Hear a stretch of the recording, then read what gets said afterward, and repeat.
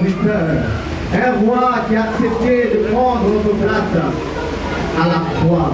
Quel est ce roi qui peut mourir pour ses assujettis? Quel est ce roi qui peut mourir pour ses serviteurs?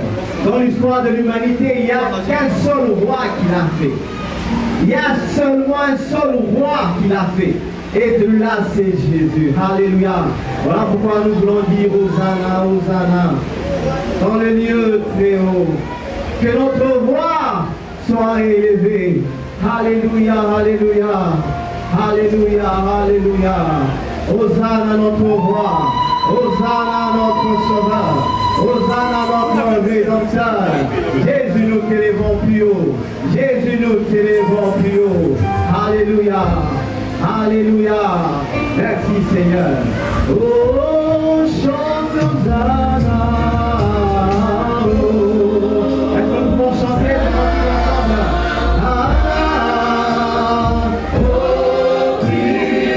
Au plus haut des cieux,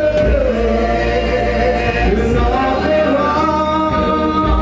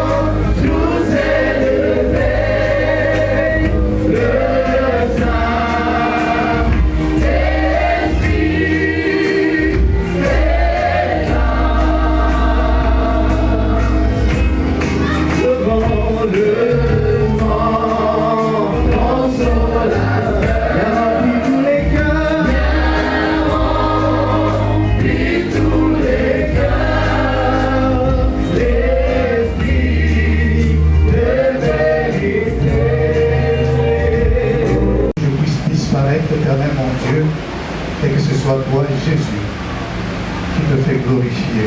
En Jésus, nous avons encore prié. Amen. Amen. Bien-aimés, bonjour. C'est notre joie de nous retrouver encore une fois et surtout d'avoir cette grâce de partager la parole de Dieu. Pendant que je pensais à quoi dire, pendant que nous nous préparons pour la Pentecôte, bien sûr, nous savons que le thème principal qui nous a été donné, c'est autour du Saint-Esprit. Et je me suis dit, lorsque nous parlons du Saint-Esprit, quand nous allons le lire,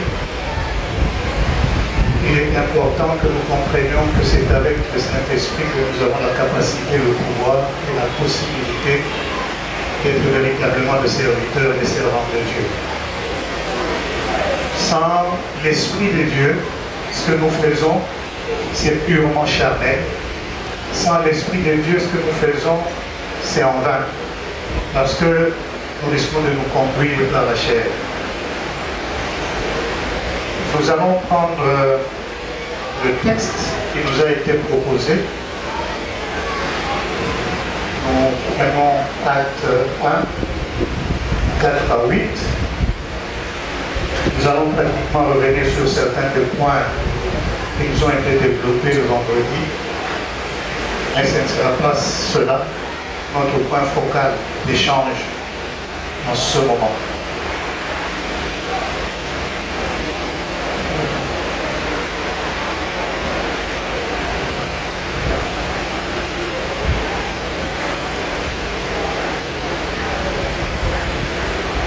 Nous allons prendre Acte 1,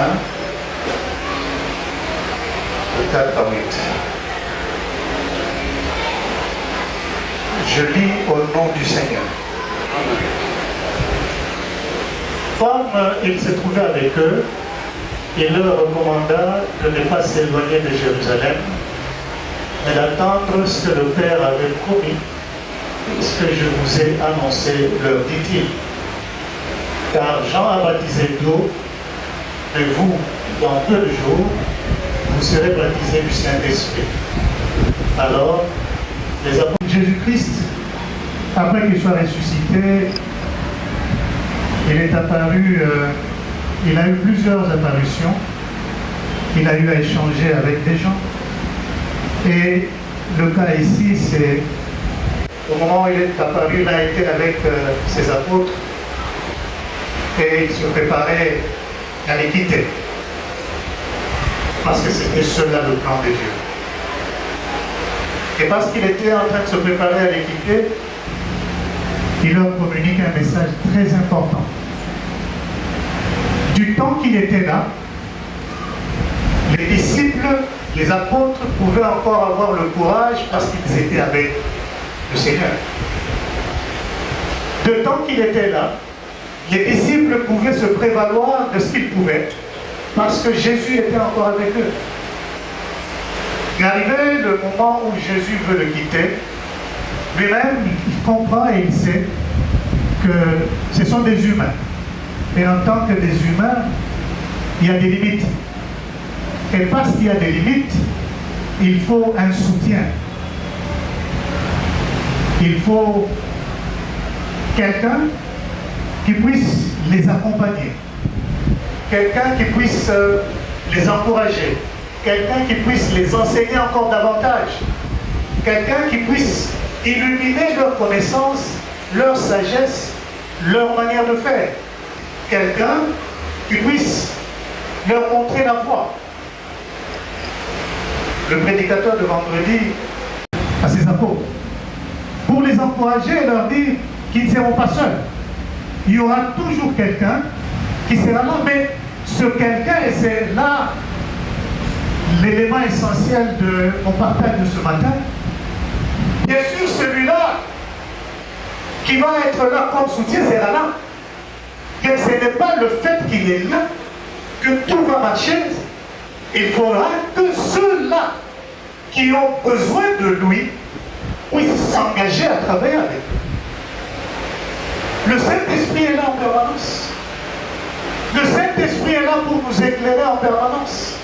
L'important c'est, sommes-nous disponibles et engagés à travailler avec l'Esprit de Dieu pour que nous arrivions à atteindre l'objectif pour lequel Jésus a communiqué ce message.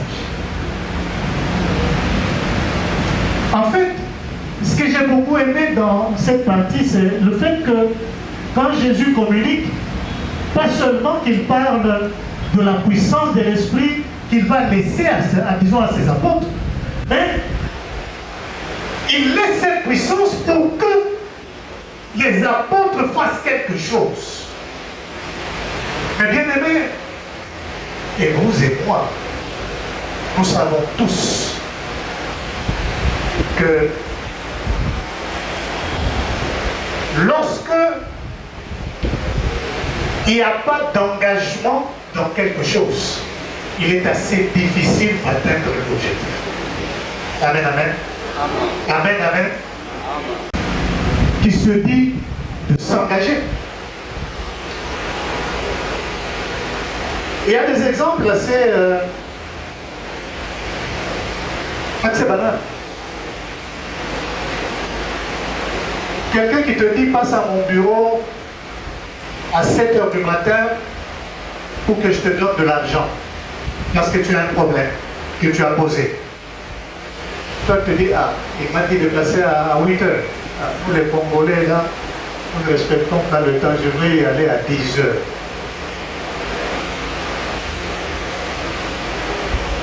Si le monsieur, c'est un monsieur de principe ou une personne de principe, et qu'il a un calendrier bien précis des choses qu'il doit faire, à 10 h, pensons-nous que la personne va la rencontrer? Non. Il est même difficile d'espérer obtenir ce qui a été promis. Pour la simple raison que je peux avoir dit à la personne, ah 8 h, je serai là à 8 h. Mais quand je rentre, je dis, 8 h c'est trop tôt. D'ailleurs, moi je ne me lève pas habituellement à 8 h. Moi je me lève aux environs de 9 h. Mais une personne qui s'engage pour atteindre l'objectif, cette personne va se dire, il y a eu une promesse.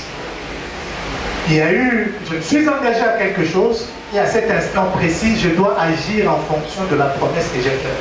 Et c'est pour cela que je vais dégager 3 ou 4 petites choses. Je prends juste cet exemple pour dire, si il s'avère que dans ma nature, le respect du temps est une défaillance, en définitive, cet aspect ne pourra jamais m'aider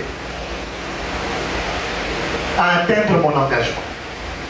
Pourquoi? Parce que c'est une faille qui va faire de sorte que dans ma vie, le problème de ne pas respecter ce que je me suis dit de faire par rapport à un engagement vis-à-vis de quelqu'un, vis-à-vis de Dieu, eh bien, cela va être un ralentissement, ça va être un déni de ce que je voudrais atteindre.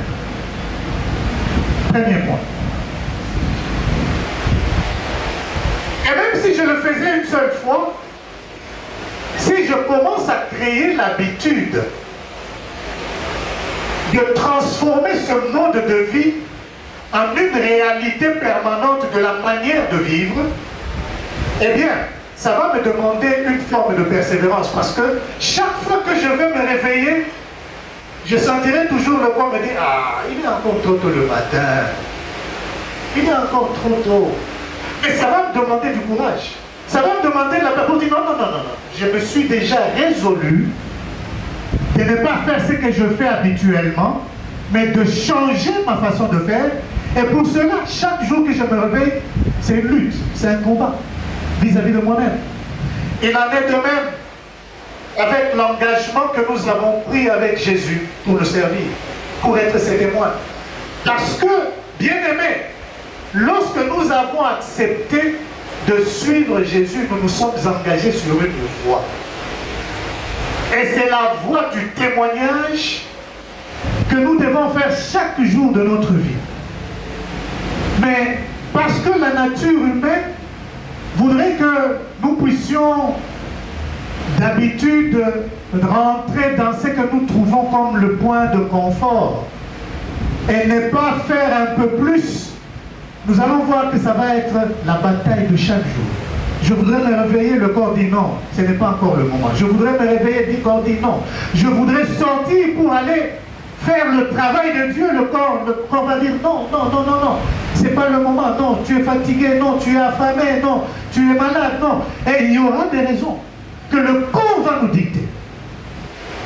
Mais lorsque chaque jour, face à cette réalité, on persévère pour dire non, je me suis engagé à faire ce que je me suis dit et ce que j'ai dit au Seigneur, eh bien, on va voir que de plus en plus, on va créer une nature qui va nous permettre à ce que nous marchions selon l'Esprit.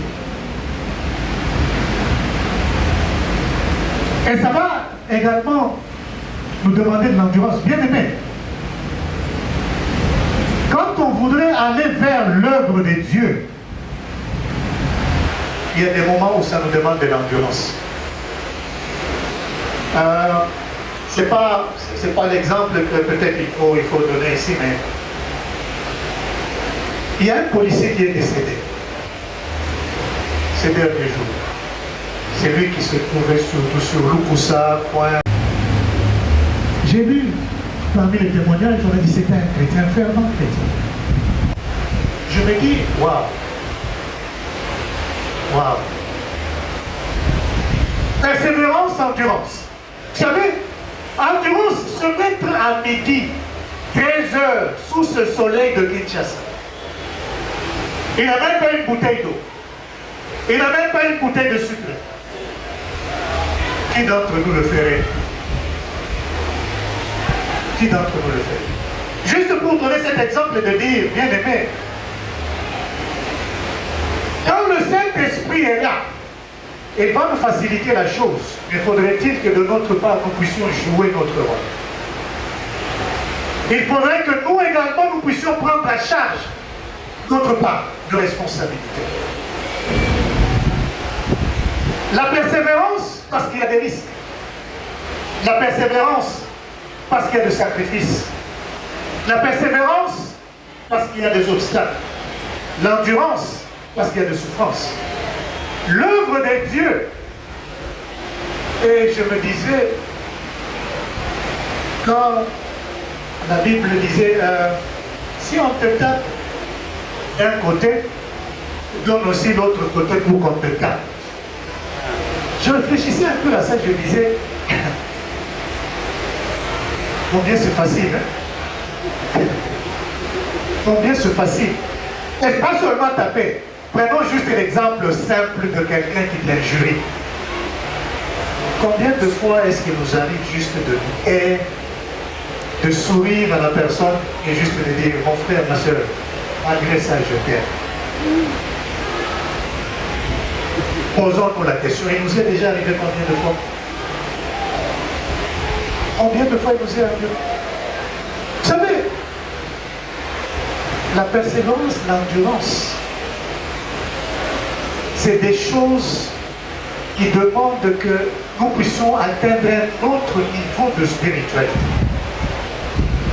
Et même lorsque nous parlons de l'Esprit de Dieu, bien aimé, l'Esprit ne viendra pas faire tout pour nous. Il est là pour nous donner des instructions, pour nous guider, mais nous avons une part, comme je venais de le dire. L'autre petit point que je voulais dire, pendant que nous nous engageons à travailler pour Dieu, afin que nous soyons de véritables témoins, c'est comme l'exemple que je venais de dire. Bien aimé, c'est l'obéissance. Quand l'Esprit de Dieu dicte une chose, combien il nous est facile d'obéir et d'agir en fonction de l'Esprit de Dieu. Bien-aimé, tu peux être en conflit avec quelqu'un et l'Esprit de Dieu te dit, il t'a fait du mal, mais parce que tu es chrétien, va vers lui. Toi par contre, demande pardon. Combien de fois il va nous être facile de répondre à cet appel de l'Esprit de Dieu. L'obéissance à l'appel du Saint-Esprit pour que nous agissions par rapport à l'engagement que nous avons pris. Bien aimé, c'est ce qui va nous faire gravir les échelons sur le plan spirituel. Parce que la personne qui n'obéit pas, cette personne ne connaît pas de transformation. La personne qui n'obéit pas, cette personne ne marche pas d'escalier en escalier. La personne qui n'obéit pas connaîtra difficilement un changement radical dans la vie. Le manque d'obéissance nous démunit. Au lieu que nous puissions bénéficier des richesses de l'esprit, mais nous nous approvisions davantage. Pourquoi? Parce que nous ne bénéficions plus de ces richesses de l'esprit qui feraient que nous puissions croître chaque jour de notre vie. Pas qu'un petit point. L'engagement à être véritablement disciple, apôtre de Jésus-Christ, sous la direction de l'Esprit, nous demande de marcher dans la fidélité. Bien-aimés,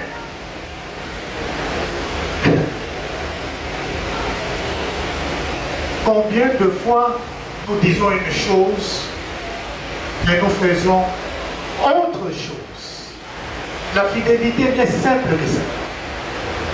Combien de fois nous nous engageons à servir Dieu, mais lorsqu'arrive le moment de servir Dieu, nous trouvons des justifications. Nous trouvons des échappatoires. Et vous savez, nous nous trompons à nous-mêmes. Parce que Dieu, qui est le Dieu souverain, le Dieu omniscient, le Dieu omnipotent, le Dieu omniprésent, il n'y a rien qui se cache. Il sonde les cœurs et les reins. Je ne sais pas si nous comprenons le sens de cette phrase.